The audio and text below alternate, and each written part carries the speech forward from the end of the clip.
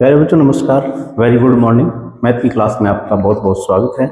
BSc BEd first या BSc की जो फर्स्ट ईयर का जो चैप्टर चल रहा है कर्व ट्रेसिंग का, उसके दो क्वेश्चन रहते हैं, तो वो आज लास्ट हम कर देते हैं। तो ये वक्रों का अनुरेखण है ना, आज खत्म हो जाएगा।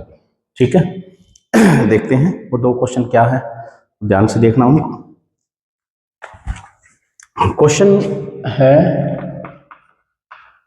5, अनुरेखण कीजिए x की 5, y की 5, माइनस में 5a square x square y is equal to 0। ये भी क्वेश्चन हमारा। ठीक है, तो ध्यान से देखिएगा। सबसे पहले हमें क्या चेक करना है, कहां पर सममित है कहां पर नहीं है। तो देखते हैं नंबर सॉल्यूशन में। नंबर 1 सिमेट्री, सिमेट्री सममिति जिसको बोलते हैं। तो देखते हैं यहां पर x की घात सम नहीं है, क्योंकि x की यहां पर 5 यहां पर सम है, तो एक घात भी अगर विषम होगी तो वो भी सम ही माना जाएगा। ठीक है, y की घात विषम है, ठीक है, और यहां पर भी विषम है, तो x एक्सिस और y एक्सिस के सममित तो नहीं है। तो और क्या करें फिर, और देखते हैं। यानी पहले दो ऑप्शन तो कैंसिल हो गए। वक्रों के अनुरेखण में सिमेट्री के अंदर 6 पॉइंट लिखवाए थे मैंने, उनमें से दो तो खत्म ही हो गए, काम ही नहीं कर रहे। फिर हम देखते हैं कि y इक्वल टू एक्स के सममित है कि y की जगह x, x की जगह y पुट करके देखने से देखिए x की जगह y, तो y की 5 और x की 5 ये तो सेम रह जाएंगे। बट यहां पर हमें पता है y की तो 2 हो जाएगा, x की 1 हो जाएगा, तो यानी ये भी नहीं है। y इक्वल टू एक्स के सममित भी नहीं है। फिर और क्या करके देखते हैं। अब हम एक काम करते हैं, x की जगह माइनस में x, y की जगह माइनस में y पुट करके देखते हैं। ठीक है, x की जगह माइनस एक्स और y की जगह माइनस y, देखते हैं क्या बनता है। तो x को माइनस एक्स और y माइनस में y पुट करके देखते हैं। तो देखते हैं यहां पर हमें पता है कि एक माइनस का फर्क पड़ेगा, यहां पर भी एक माइनस का फर्क पड़ेगा, और इसमें तो फर्क नहीं पड़ेगा बट इसमें फर्क पड़ेगा। तो वो सारा माइनस कॉमन निकाल देंगे तो यही क्वेश्चन बचेगा। ठीक है, तो इसका मतलब अपोजिट क्वाड्रेंट के अंदर, अपोजिट क्वाड्रेंट के अंदर ये सम्मित रहेगा। ठीक है, तो देख लेंगे अपोजिट क्वाड्रेंट के अंदर, आगे देखेंगे। तो अतः यह है अपोजिट क्वाड्रेंट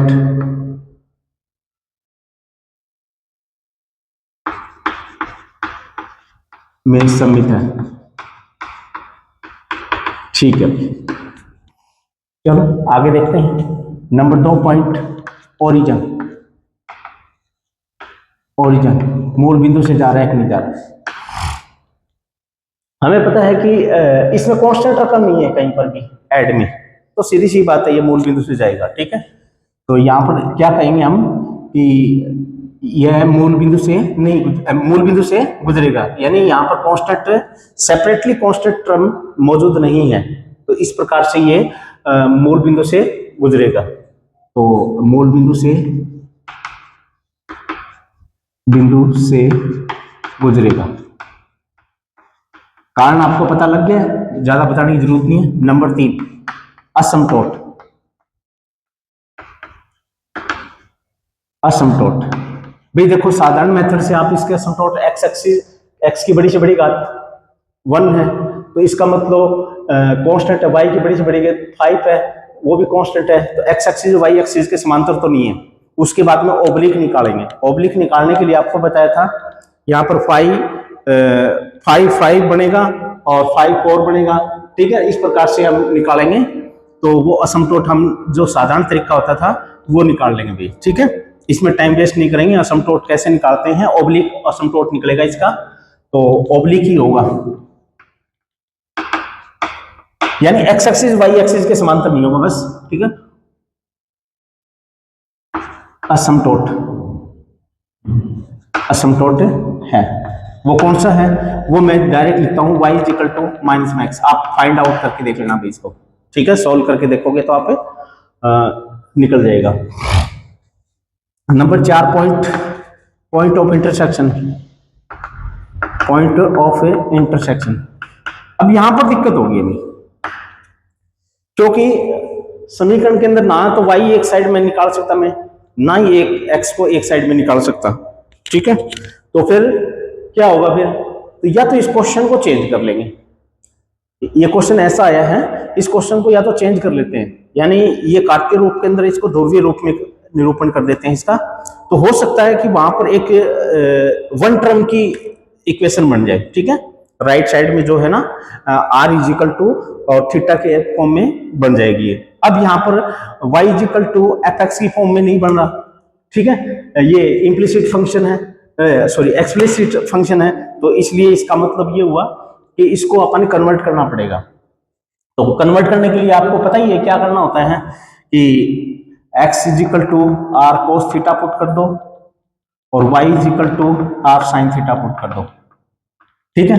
तो यहां पर पुट करेंगे तो ये क्या बच जाएगा, r की 5 और cos की 5 और r की 5 और sin की 5, ठीक है, और sin cos square r square cos square, यानी ये पुट करेंगे बस, और पुट करने के बाद में इसको सोल्व करेंगे और r एक साइड में रख लेंगे, ठीक है भी। तो वो क्या बनेगा, मैं डायरेक्ट लिखता हूं यहां पर, क्योंकि यहां पर टाइम वेस्ट होगा, मतलब r square is equal to ये बचेगा 5a square cos square theta और sin थीटा और cos की 5 थीटा और प्लस में sin की 5 थीटा।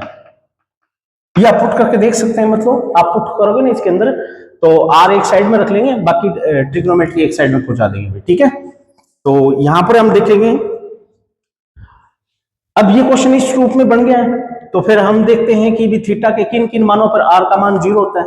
तो थीटा का मान हमें पता है कि 0 रखते ही 0 रखेंगे, हमें पता है एक टर्म में ही पता लग गया, यहाँ पर sin 0 0, तो ये सारा 0, और ये हमें पता है ये तो 0 नहीं बनेगा, ये 1 बनेगा और ये 0 बनेगा, तो यानी 0 बटे में 1, यानी फिर क्या बन गया 0।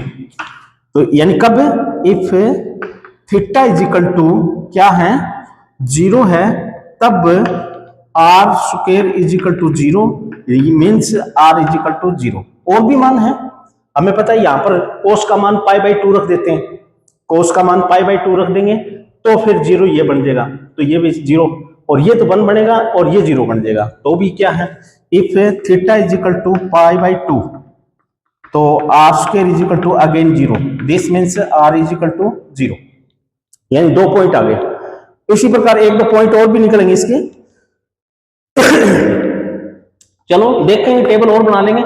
अब हम एक इसका क्या निकालते हैं, 1-2 क्षेत्र के बारे में और बात कर सकते हैं, क्षेत्र कहां रहेगा। तो क्षेत्र देखो, क्वेश्चन इस चीज में कन्वर्ट हो चुका है, इसका मैक्सिमम से मैक्सिमम मान कितना हो सकता है 5a square, 5a square, a square से √5a, r का मान √5a, ठीक है। तो इसका मतलब ये हुआ कि इसकी वैल्यू है ना किसी एक क्षेत्र के अंदर एग्जिट करे, ठीक है, ठीक है। तो फिर ये हमारा क्या है कि r की वैल्यू क्या आ रही है 0, इन 2 पॉइंटों के ऊपर थीटा का मान 0 है तब r 0, theta is equal to π/2 है तो r 0, यानी इसका मतलब क्या हुआ, थीटा का मान 0 है तो थीटा का मान 0 कहां पर होता है, x एक्सिस को मानते हैं, तो यानी वो क्या है सपर्स बनाएगी वहां पर उस पॉइंट पे, ठीक है।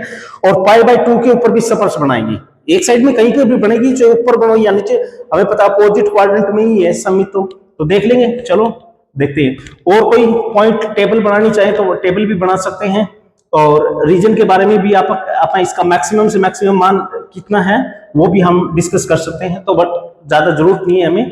तो देखिए थोड़ा सा बाद में 1-2 पॉइंट है ना, बाद में आता रहेगा, इनका देख लेते हैं, थोड़ा सा ड्रा करना शुरू कर देते हैं अपन, थोड़ी सी इंफॉर्मेशन हमें मिलेगी यहां पर, देखते हैं किसके अपोजिट है, अपोजिट क्वाड्रेंट में सममित है, ठीक है, देख लेंगे कौन सा में मिलेगी, उसमें और इसमें, हो सकता है यहां पर जो आकृति है वही आकृति यहां पर मिलेगी, ठीक है, या हो सकता है यहां पर जो आकृति है या वहां पर, ठीक है। तो ये तो देखना पड़ेगा भी x की जगह, इसमें हमें पता है कि एक्स नेगेटिव और वाई पॉजिटिव होता है, और इसमें क्या होता है एक्स पॉजिटिव और वाई नेगेटिव। हो सकता है कि मैंने यहां पर देखो एक्स की जगह माइनस एक्स की जगह माइनस एक्स और वाई की जगह माइनस, ठीक है सही है, कोई दिक्कत नहीं है, तो इसी में बनेगा।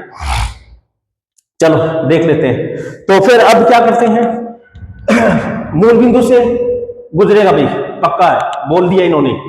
असमतोट oblique Y is equal to minus X, Y is equal to minus X क्या है, ये रेखा है मूल बिंदु से गुजरती हुई, और ये रेखा है, तो ये क्या है असमतोट है उसका। अगर ये असमतोट है तो इसके दो चांसेस बनेंगे, या तो इसको ऐसे स्पर्श करेगा और एक ये इस तरह, ठीक है अनंत पे, ये अनंत बिंदु है भाई, और इसी प्रकार यहां पर भी स्पर्श करने की कोशिश करेगा, और इसी प्रकार यहां पर स्पर्श करने की कोशिश करेगा, और फिर दूर जाता रहेगा।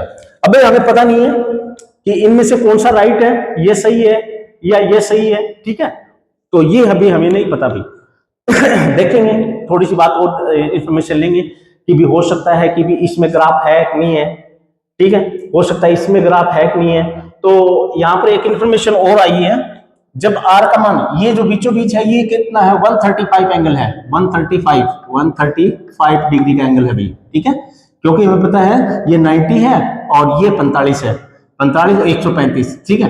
तो अब 135 से और 180 के बीच में रखेंगे ना वैल्यू यहां पर, यानी जैसे 150 रखेंगे, 150 क्या होता है 90 प्लस में 60, तो इसकी वैल्यू आप 90 प्लस में 60 रख के देखोगे ना, तो ये कॉस बन जाएगा और ये साइन बन जाएगा, साइन स्क्वायर, और फिर हम इसकी वैल्यू कैलकुलेट करेंगे तो ये नेगेटिव आएगी वैल्यू। क्यों?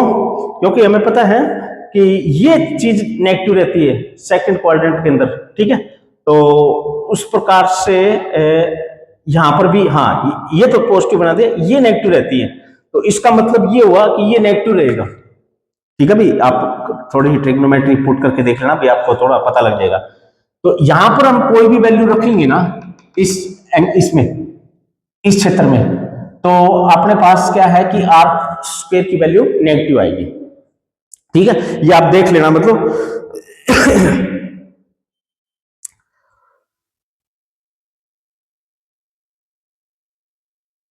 हाँ सही है, हाँ सही है भाई, इसके अंदर क्या है आर की वैल्यू, तो लिख देते हैं थीटा इज इक्वल टू 135 यानी 3π/4, और किसके बीच में होगा पाई के बीच में, तो आर स्क्वायर क्या होगा नेगेटिव, तो नेगेटिव है, तो मैंने पहले बताया आर स्क्वायर जब भी नेगेटिव होता है तो यहां पर ग्राफ नहीं है, और इसके अपोजिट यहां पर भी ग्राफ नहीं है, ठीक है, तो ये थोड़ा सा आप देख लेना, यहां पर और यहां पर ग्राफ नहीं है, इसमें क्यों, तो ये चीज अगर कैंसिल होगी तो फिर इसमें ग्राफ नहीं है तो ये तो कैंसिल, और इसमें भी नहीं है तो ये भी कैंसिल, ठीक है भाई। अब यहां पर से स्टार्टिंग होगी और यहां से भी स्टार्टिंग होगी, अब आपको पता ही है क्या होना, क्या घटना घटेगी यहां पर फर्स्ट क्वाड्रेंट में क्या घटना घट रही है यहां पर, और देखेंगे यहां पर ये देखिएगा कि भी पॉइंट एक्स एक्सिस को कहां पे काट रहा है, एक्स एक्सिस के ऊपर वाई 0 होता है, तो वो तो मैं यहां से भी निकाल सकता हूं, ठीक, एक्स एक्सिस के ऊपर वाई 0 होता है, तो वाई का मान 0 पुट कर दो, यहां पर वाई का मान 0 पुट कर दो, तो ये सारा मैटर 0, और एक्स की 5 is equal to 0, x is equal to 0, अगर जिसको एक्स एक्सिस और वाई एक्सिस मान के चले तो एक्स भी 0, तो इसका मतलब यही बिंदु आ रहा है भी, बट एक और पॉइंट भी मिलेगा कहीं ना कहीं, या तो बट इसको तो एक ही बताया कि भी इसी पॉइंट के ऊपर काटेगा और पॉइंट पे नहीं काटेगा।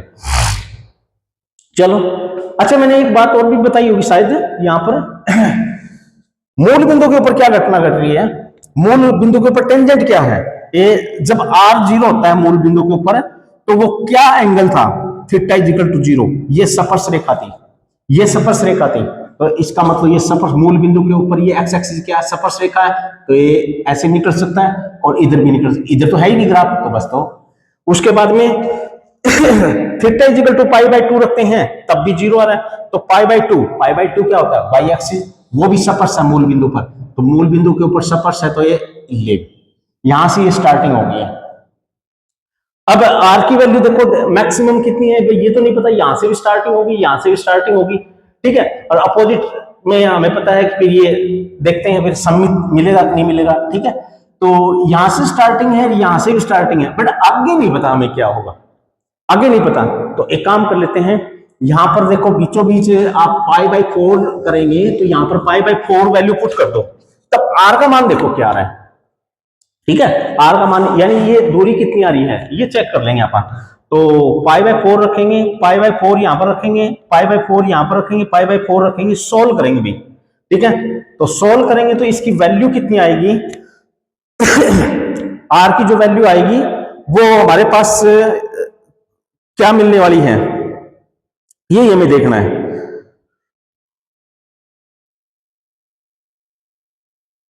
इसमें थोड़ी सी बातें, आर की वैल्यू आपको मिलेगी,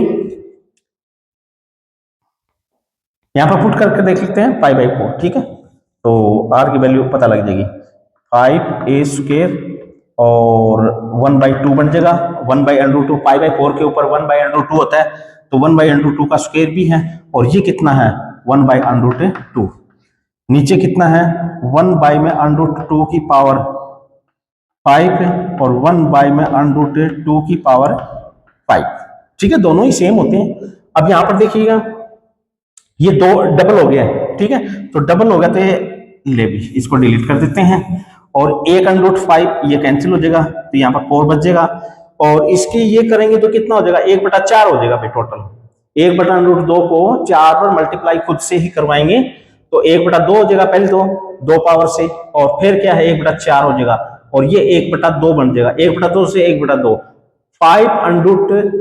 5a² बनेगा। तो this means r² is equal to 5a²। ठीक है, 5a², और r का मान कितना होगा √5a। तो √5 हमें पता 1 से बड़ा ही होता है, और उसको a से मल्टीप्लाई करेंगे, तो यानी मान लेते हैं कि ये दूरी a है और उससे a आगे बढ़ जाएगी, इतनी दूरी की चाप खोलोगे तो यहाँ पे काटेंगे। ठीक है, तो ये काट दी यहां से बकर काट के जाएगी इसको ले भी। ठीक है, अब यहां से भी स्टार्टिंग है, यहां से भी स्टार्टिंग है, तो यानी ये तो थोड़ा सा डेरिवेटिव से भी आप पता कर सकते हैं। ठीक है, और इसको पीछे बढ़ाएंगे, इसी प्रकार यहां पर स्पर्श करेगी, तो इसको भी आप इतनी दूरी पर यहां पर कह सकते हैं। ठीक है, और यहां से भी स्टार्टिंग है, और हमें पता है यहां से भी क्या था स्पर्श कर रही थी एक्स एक्सिस को, और यहां पर भी वाई एक्सिस को क्या थी स्पर्श कर रही थी, तो यहां पर भी स्टार्टिंग है और यहां से भी स्टार्टिंग है। ठीक है, और इधर से ये इसमें तो है ही नहीं अगर तो यहां से भी स्टार्टिंग है, यहां से भी स्टार्टिंग है। देखो भाई आइडिया मिलेगा, ये नहीं है कि भी एग्जैक्ट आकृति थोड़ी ही प्रैक्टिस करोगे तो आपको एग्जैक्ट थोड़ा सा आइडिया मिल जाएगा, और हम आकृति को ड्रा कर देंगे। ठीक है, तो इस प्रकार से इस क्वेश्चन को सोल्व करना था, इसमें थोड़ी सी हेल्प ली हमने ध्रुवीय रूप वाले की। चलो आगे एक और रहता है क्वेश्चन, वो फटाफट कर लेते हैं।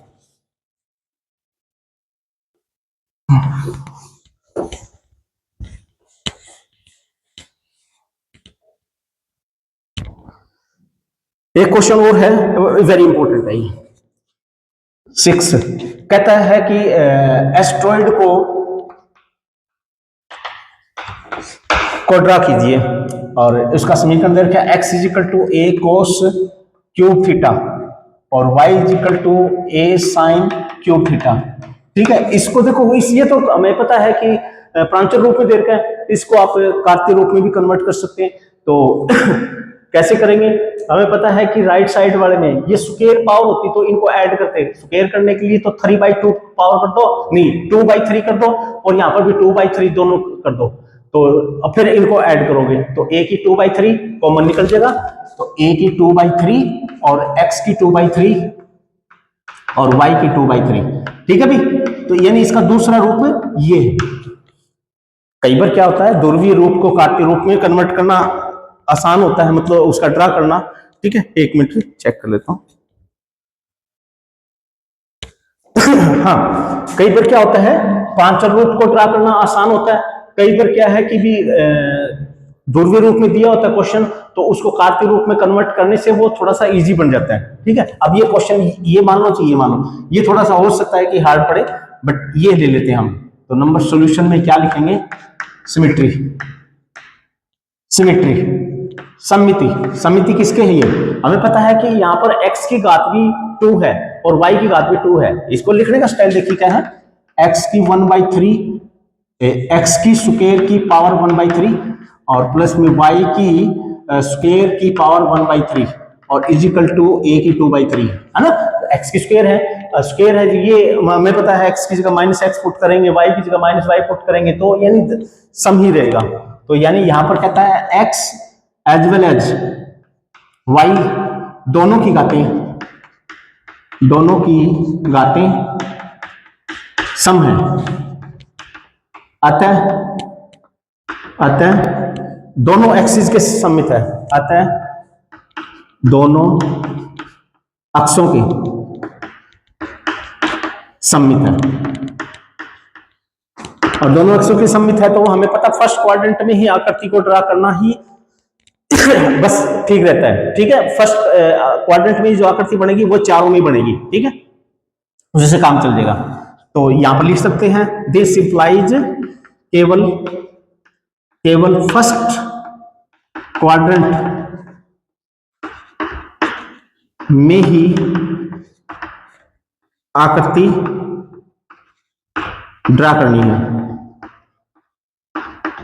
और बाकी उसको देख के चारों में बना देंगे। ठीक है, number 1 point, number 2 point origin मूल बिंदु से। हमें पता है कि समीकरण ये देखें तो इसमें कांस्टेंट रकम है सेपरेटली, इसका मतलब मूल बिंदु से नहीं जाएगी। ठीक है, तो यहां पर लिख दो, आप डायरेक्ट भी लिख सकते हो। समीकरण में कांस्टेंट टर्म मौजूद है, अतः मूल बिंदु से नहीं जाएगी, मूल बिंदु से ग्राफ नहीं गुजरेगा। ठीक है, फिर और देखते हैं पॉइंट नंबर 3 पॉइंट असमतोट। इसके असमतोट नहीं निकलेंगे भी। ठीक है, आप निकाल के देखोगे ना तो असमतोट इसके नहीं निकलेंगे क्योंकि इसकी पावर एक फ्रैक्शन में है। वैसे तो असमतोट इनके नहीं निकलेंगे, तो नो असमतोट क्या है, नो असमतोट। ठीक है, नंबर 4 पॉइंट ऑफ इंटरसेक्शन। ये अपना सही काम, पॉइंट ऑफ इंटरसेक्शन, प्रतिच्छेदन बिंदु। तो हमें पता है कि x का मान x एक्सिस के ऊपर पर काटेगी, y एक्सिस के ऊपर, x एक्सिस के ऊपर y0 होता है तो y0 पुट करेंगे तो x की पावर 2/3 और a की 2/3 cancel, x is equal to a। तो on x axis y is equal to 0, this implies x is equal to a आएगा। इसी प्रकार y is equal to a आएगा। ठीक है भाई, अपन फर्स्ट क्वाड्रेंट में काम चलाना है, वो में तो नेगेटिव वाली भी आएगी, प्लस माइनस आएगा, जो भी है वो हमें नहीं लेना। तो 4 पॉइंट तो मिल गए, क्षेत्र और बता सकते हैं कि भी कहां लाई करेगा, है ना।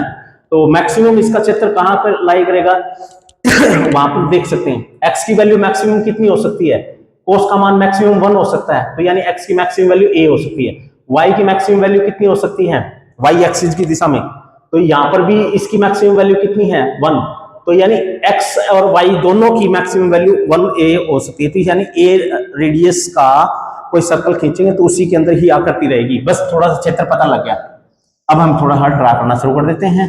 हमें पता फर्स्ट क्वाड्रेंट में ही हमें आकृति ड्रा करनी है। कहां पे का असमतोट तो है ही नहीं, तो ओरिजिन पे कहता है कि कांस्टेंट टर्म है तो नहीं है, असमतोट भी नहीं है, तो यहां पर ही काम चला। ये तो कोई काम की को निकले, अब तो एक ही काम का निकले, सिमेट्री का। तो एक्स एक्सिस के ऊपर ए पे काटता है, ए दूरी पर ले यहां पर। ठीक है, इसी प्रकार इतनी दूरी हम यहां से काटेंगे तो यहां इसका सर्कल खींचेंगे ना, तो इसी के अंदर ही आकृति बनेगी हमारी। और हमें पता है कि इनमें खींचना नहीं है, तो फर्स्ट क्वाड्रेंट में बनाना है। अब देखना है कि फर्स्ट क्वाड्रेंट में आकृति कहां पे बनेगी, इससे बाहर नहीं जाएगी, बस इतना पता लग गया। ठीक है, अब थोड़ा सा देखिएगा कि x की जगह यहां पर इसका देखते हैं ग्राफ, x का मान बढ़ाते हैं, फिर भाई थीटा का मान जैसे जैसे बढ़ाएंगे, जैसे यहां पर थीटा का मान कितना है 30 है, यहां पर कितना है 45 है, यहां पर कितना है 60 है, यहां पर कितना है 90 है। ठीक है, तो थीटा का मान अगर 0 होता है तो एक्स का मान तो ए है ही, कोई दिक्कत नहीं है। थीटा का मान हमारे पास अगर जब 45 आ जाता है 1/√2, तो एक्स का मान कितना हो जाएगा एक्स और वाई दोनों के मान निकाल लेंगे, बस पता लग जाएगा, थोड़ा सा बिंदु पता लग जाएंगे हमें, तो क्योंकि इस क्षेत्र के अंदर एक्स और वाई इकट्ठे लिखे जाएंगे।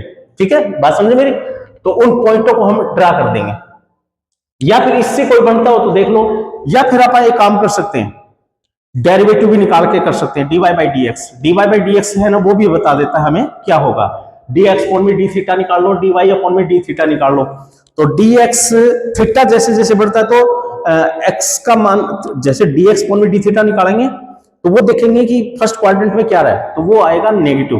तो इसका मतलब x की वैल्यू जैसे जैसे हम कम करेंगे x की वैल्यू, तो y की वैसे आप फिर y देखेंगे, dy/d थीटा भी निकालेंगे, y की पॉजिटिव रहती है तो y बढ़ता है।